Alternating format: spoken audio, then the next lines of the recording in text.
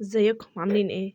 يلا نعمل مع بعض كيكة برتقال هشة جدا، فاتحة جدا، طرية جدا، وهتنجح معاكي من اول مرة بالمقادير دي. بس انت التزمي بالمقادير اللي انا هقولها لك دي. انا معايا نص كوباية عصير برتقال، نص كوباية زيت، نص لا كوباية كاملة سكر، 3 بيضات، ممكن تبقوا بيضتين كبار يعني، معلقتين كيك شيف او بيكنج باودر، تذكرتين فانيليا، وكوبايتين دقيق. تاني، وهقول المقادير تاني وانا بحطها وهكتبها في صندوق الوصف. معايا كوبايتين دقيق، بحط عليهم دلوقتي معلقتين كبار صغيرين بس هرميين بيكنج باودر، وحطيت عليهم رشة ملح في الاول. تمام كده. ومعايا نص كوباية زيت، نص كوباية عصير برتقال، كوباية سكر، 3 بيضات، كيسين فانيليا او معلقة صغيرة فانيليا، ما تكتريش الفانيليا عشان خاطر ما تمررش مني. انا كده بقلب الدقيق مع البيكنج باودر مع الملح كويس، عشان كل حاجه كل حبايه دقيق تبقى واخده من البيكنج باودر وتطلع هشه معايا وحلو. دول المقادير اللي فاضله معايا. هجيب ايه في الخلاط؟ هحط البيض. في العادي بنحط السكر وعليه اللبن يدوب الاول، او او عليه الزيت. احنا هنغير الطريقه دلوقتي، يعني ايه، مش هنعملها دلوقتي، مش هنعملها المره دي. هنجرب تكنيك جديد، وهو ان احنا هنحط العصير البرتقال مع البيض مع السكر، وبحط الفانيليا عشان زفرت البيض. بالطريقه دي بتطلع افتح بكتير. بنخلي الزيت نضيفه اخر حاجه عشان الكيكه تبقى معايا لونها فاتح. لو ضفت الزيت من الاول الكيكه بتاعتك لونها بيغمق. تمام كده. انا هنا حطيت تاني مقادير ايه في الخلاط. حطيت نص كوبايه لا عصير برتقال، وكوبايه سكر، و3 بيضات صغيرين. انت ممكن تحط بيضتين كبار، وتذكرتين فانيليا او معلقه صغيره فانيليا، وهسيبهم ينضربوا كويس في الخلاط لحد ما السكر بتاعي يدوب. وبعد ما اتاكد ان هو داب ابدا انزل بالزيت بتاعي. لازم السكر بتاعك يدوب في الضرب عشان خاطر ما يغمقش معاكي الكيكه. ما تقوليش ان هو هيسيح في الفرن، ما بيسيحش، ده بيخلي الكيكه غامقه، تلاقي الكيكه بتاعتك محببه كده وغامقه. بفضل اضرب بالخلاط على سرعه عاليه لحد اللون ما يفتح معايا والسكر بتاعي يدوب بالطريقه اللي انتوا شايفينها دي. بعد ما كده هبدا، بعد ما اتاكدت ان السكر بتاعي داب، هنزل بالزيت بتاعي على الخليط، اللي هو عباره عن كوبايه سكر، نص كوبايه عصير برتقال، 3 بيضات، تذكرتين فانيليا. نزلت عليهم دلوقتي بنص كوبايه زيت. وهضرب تاني. هفضل اضرب لحد اما ايه، ادخل كميه هوا محترمه والخليط يكون لونه فاتح معايا كويس كده. بس انا هنا مشغله الخلاط على سرعه عاليه. بعد بقى ما اخلص ضرب والخلاص الزيت اتاكدت ان هو تجانس مع بقيه المكونات يعني، فبدات انزل بالخليط على كميه الدقيق بتاعتي. ما تخافيش، مش هتطلع اي بص ناقصها اي حاجه. في الوقت ده انا كنت خدت معلقه دقيق خليتها على جنب، ممكن ما احتاجهاش، كثافه الدقيق بتاعي مش عارفه هي بتشرب السوائل ولا لا، فخليت معايا معلقه بره احتياطي، ورجعت اخدتها. يعني المقدار ده كوبايتين دقيق بالظبط.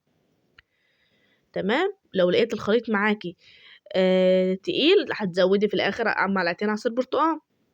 لقيتيه خفيف هتضيفي دقيق زي ما انا هعمل كده، وهوريكي القوام بيبقى مظبوط ازاي. لو تلاحظي ان هو ان الخليط بينزل ويدوب بسرعه، لا انا عاوزاه يعلم سنه بسيطه كده قبل ما ينزل، يبقى تقيل سيكه كده. عايزه يبقى ايه، اشوف العلامه ثانيتين 3 كده، مش تدوب على طول. فضفت معلقه دقيق وهي دي اللي ظبطت معايا القوام.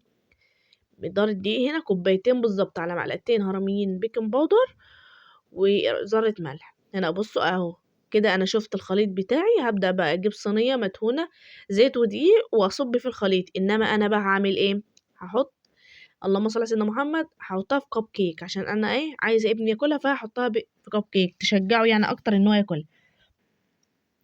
تمام. فانا هنا جبت صينيه الكب كيك، بفضي الخليط بتاعي الاول في كوز عشان خاطر يبقى سهل معايا ان انا اصبه. عندك المعلقه بتاعت الايس كريم هتوفر عليكي كتير. تمام كده. تمام كده. هبدأ بقى اجيب الورق بتاع الكب كيك بتاعي واضيفه للصينيه بتاعتي. انت ممكن زي ما قلت لك تعمليه في صينيه واحده، مدهون صينيه الومنيوم مدهونه زيت ودقيق، متبطنه بدقيق، وتدخلها فرن درجه حراره 180 وبعد نص ساعة تفتحي عليها على الرف الوسطاني من تحت بس. ويكون الفرن بتاعك شرط أساسي محقق الأول، يعني قبل ما تبدأي شغل تفتحي الفرن بتاعك على درجة حرارة 180 وسيبيه يسخن. ما ينفعش تعلي النار في الأول ولما تيجي تدخلي الفرن تهديها، لأ، لازم الكيكة بتاعتك تدخل على درجة حرارة ثابتة، لا هتعلى بعد ما تدخل ولا توطى. فانت الأول تظبطيها على درجة حرارة هادية 180، وبعد كده تحط الفرن بعد ما تسخن وتخلصي الكيكة بتاعتك دخليها على الرف الوسطاني درجة حرارة 180. بعد نص ساعة تشوفيها. بس أنا هنا بدأت أصب الخليط بتاعي بحط التلت واسيب يعني احط التلت او التلت وشوية واسيب الباقي فاضي. بحط التلت واسيب التلتين فاضي. هنا بقى جبت خل السنان وبعمل حركة عشوائية كده بخل السنان عشان خاطر ما يبقاش عندي فراغات كتير في الكيكة بتاعتي. حتى لو في صينية كبيرة انت برضه هتجيبي خل السنان وتعملي الحركة اللي انا بعملها دي عشان الفراغات مسامات ما تبقاش واسعة. تمام. بس وطبعا هيبقى فاضل معايا كمية احطها في حاجة صغيرة وادخلها برضه الفرن. تمام.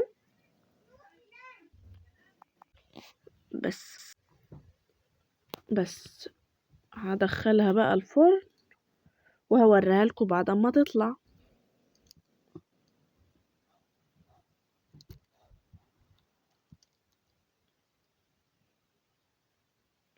ده بقية الكمية حطيتها في الطبق ده يعني، وهحطها طبق المولتون كيك برضو هحطها في الفرن. بس انا في الوقت ده كنت فاتحة الكاميرا عشان خاطر بجيبها من الفرن، يبقى اول باول معاكم كده.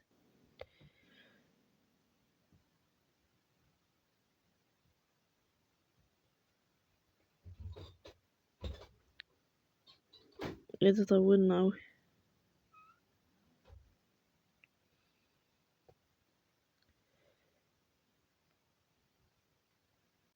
الحمد لله وصلت بالسلامة.